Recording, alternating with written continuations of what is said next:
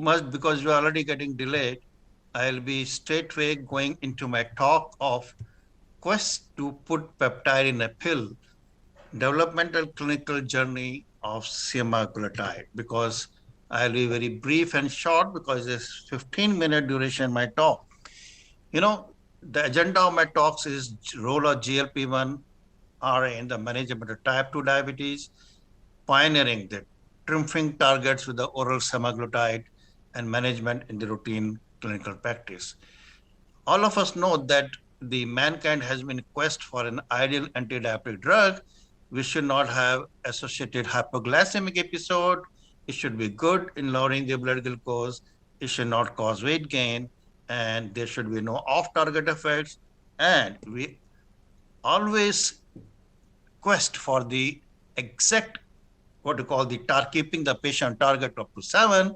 And our expectation for the newer drug or the newer molecule should be not only the CV safety, but the cardio-renal safety with low risk of hypoglycemia, good glycemic control, and no weight gain.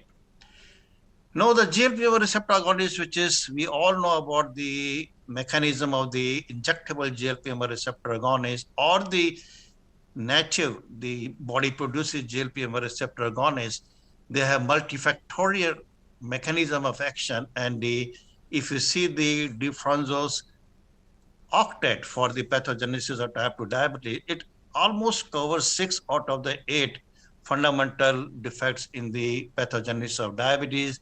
Maybe it's action on the liver, heart, brain, pancreas, GI tract, kidneys, and the muscles.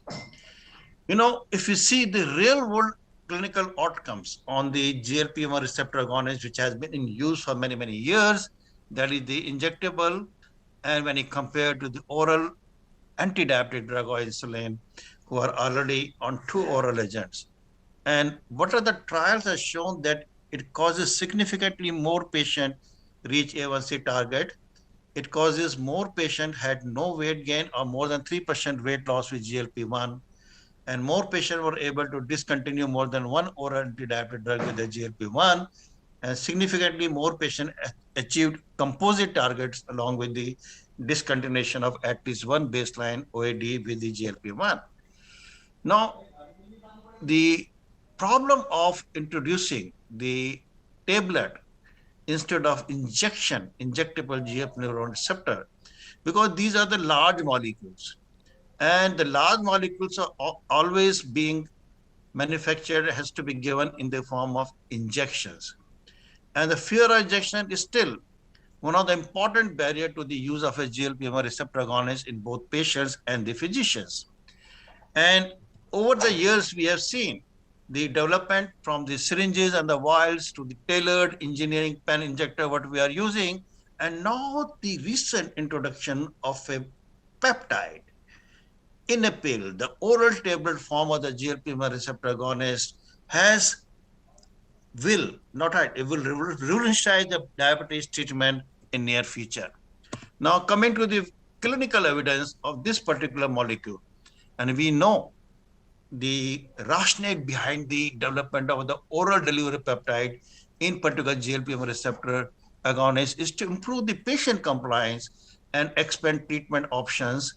And we can early commence the treatment with the better patient outcomes, and we can address the barriers associated with the injectable preparation of the GLP-1.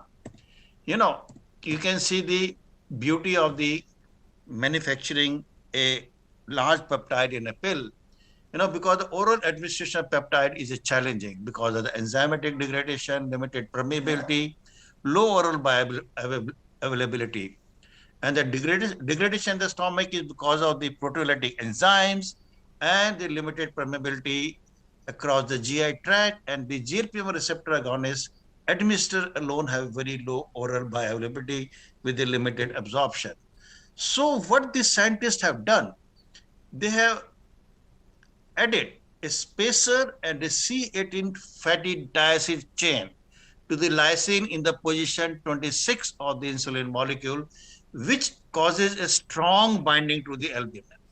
Then there's an one amino acid substitution at position 8, alanine to alpha amino isobutyric acid. And this substitution will help the molecule to protect against the DPP4 degradation. And the third change, they substituted one amino acid at position 34. The lysine has been substituted arginine, which prevents the C18 fatty acid binding at the wrong side, which is the spacer along with the fatty acid to bind on the wrong side of the molecule. Now, what other thing they have done? In order to get the peptide in the oral formation, we need a absorption enhancer. And in this case, the absorption enhancer is SNAC. SNAC is basically a what we call,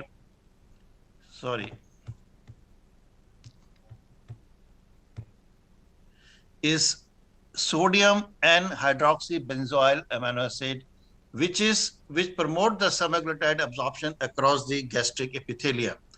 And when we combine the both, SNAC with the semaglutide injectable molecule, it enhances the semaglutide oral bioavailability. So there is a pill which contains both SNAC and the semaglutide, and which is important for the absorption from the intestine. So we have an oral peptide, what we call the peptide in a pill, a new oral administration for the GLP-1 receptor agonist, which was a long quest because of the fear of injectable GLP-1 either daily or weekly. And this was made possible within an absorption enhancer. So Pioneer was the clinical trial which really proved the efficacy, safety, and the cardiorenal protection effect in all the clinical trials, whether it was phase 2 and phase 3 clinical trial. You see the N number of trial, which was basically named as Pioneer trial, which was basically versus placebo versus various other oral antidiabetic drugs like SGLT2, DPP4 inhibitor, or injectable GLP-1, and also to the patient who are added on the insulin. And then came the special population of the renal impairment and the cardiovascular outcome trial. You know, across all the Pioneer trial, what they have shown that all the post hoc analysis with baseline HbA1c of more than 9%, oral semaglutide resulted in a HbA1c reduction up to 2.6%, depending upon the baseline HbA1c. It was more than 9, then there was a significant reduction of 2.6. And 40% greater time was spent in glycemic control with the oral semaglutide when you compared with the SGLT2, that is the empagliflozin. Across the global Pioneer trials, all the Pioneer trials, the oral semaglutide achieved weight reduction on an average of 5 kg, which is really significant when you compare with the weight loss of other molecules. Then in post hoc analysis, significantly more number of patients achieved weight loss of more than 5% with oral semaglutide 14 milligram compared to the placebo and the comparators.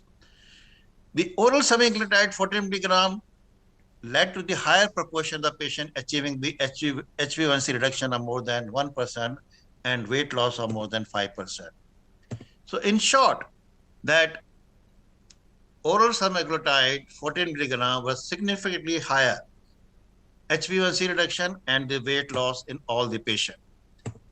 Then come to the cardiovascular outcome trial, which was must for this molecule because we have already CVOT with the GLP-1 receptor agonist. Oral semaglutide achieved its primary endpoint of the MACE reduction versus the placebo with 21% non-significant risk, though it was not a superior trial, it was a non-inferior trial, but nonetheless, it showed that it is cardiac friendly.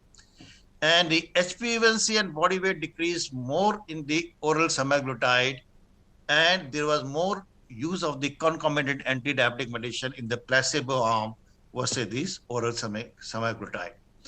Now, if you see the pooled cardiovascular, if you combine the SUSTAIN, which is an injectable semaglutide, SUSTAIN 6, and when you pool with the Pioneer trial, Pioneer 6, even though similar hazard ratio, Pioneer 6 achieved non-inferiority level for the CV safety, while SUSTAIN 6 also could prove superiority for the MACE reduction due to the difference in the study design.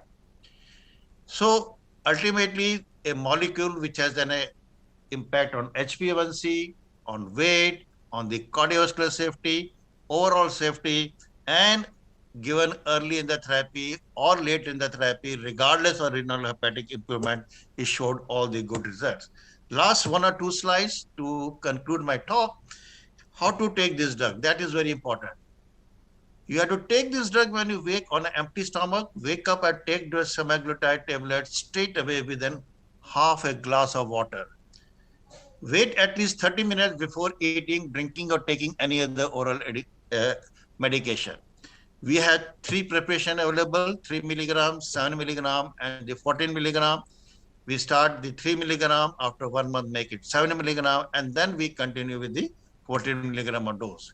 We have to advise the patient if they miss a dose, they should skip the missed dose and take the next dose as scheduled in the next day.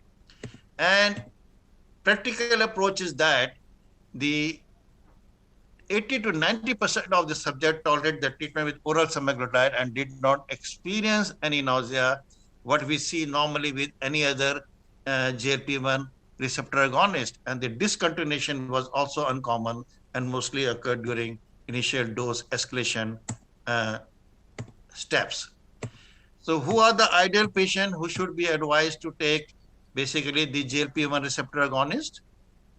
Patient who fail on the metformin, if you want to have superior weight reduction, if you want to have less evidence of hypoglycemia, if you want to have more weight loss, if the patient underlying high risk to establish ACVD, the patient preference to the oral vis-a-vis the injectable GLP-1 therapy, this basically molecule will replace the GLP-1 receptor indication if the patient is not willing to take injectable. All the indication of the GLP-1 receptor agonists are for this oral semaglutide.